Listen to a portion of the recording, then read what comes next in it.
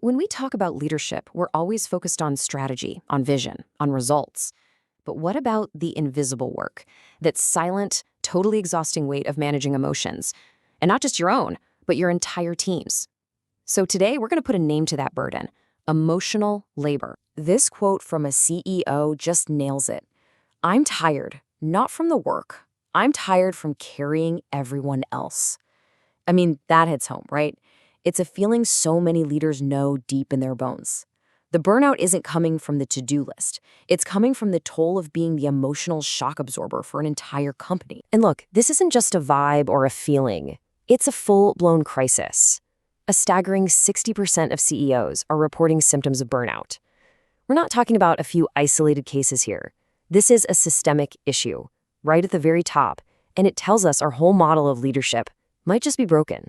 So, what does it really mean to be carrying everyone? Let's pull back the curtain and actually name the invisible work that's pushing so many great leaders to their breaking point. Okay, so here's the thing we often miss. A leader's real job goes way beyond what you see on a performance review. It's about holding space, soaking up your team's anxiety during a rough quarter, or managing your own frustration while having to project calm.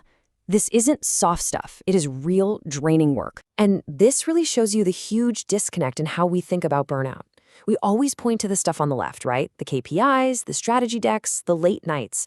But the real cause of the burnout, it's often the invisible stuff on the right. That constant worry, the frustration you have to just swallow, and the resentment that quietly builds up from carrying it all alone. All right, so this invisible weight, it actually has a name. And if we're going to tackle it, we have to define it first.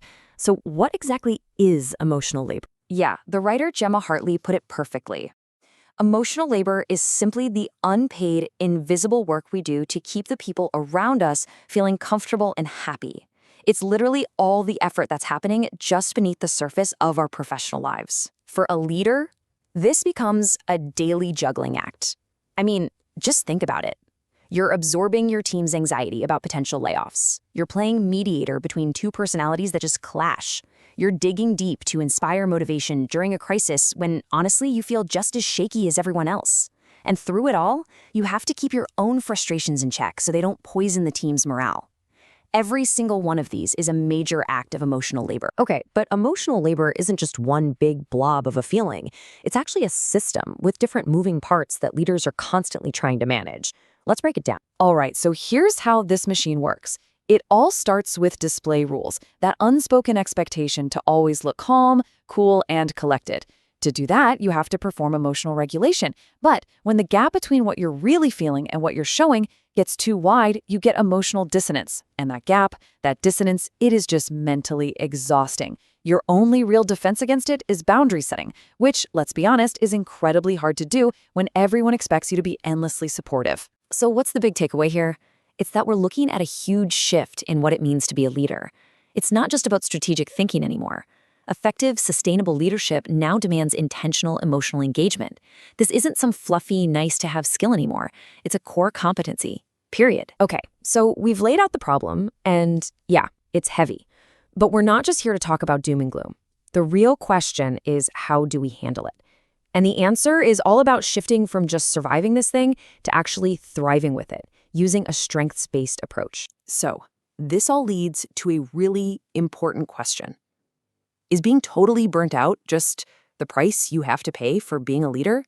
Is this exhaustion just the cost of doing business? And the answer, flat out, is no. The trick is to reframe it. Stop looking at emotional labor as some kind of weakness or a deficit you need to fix.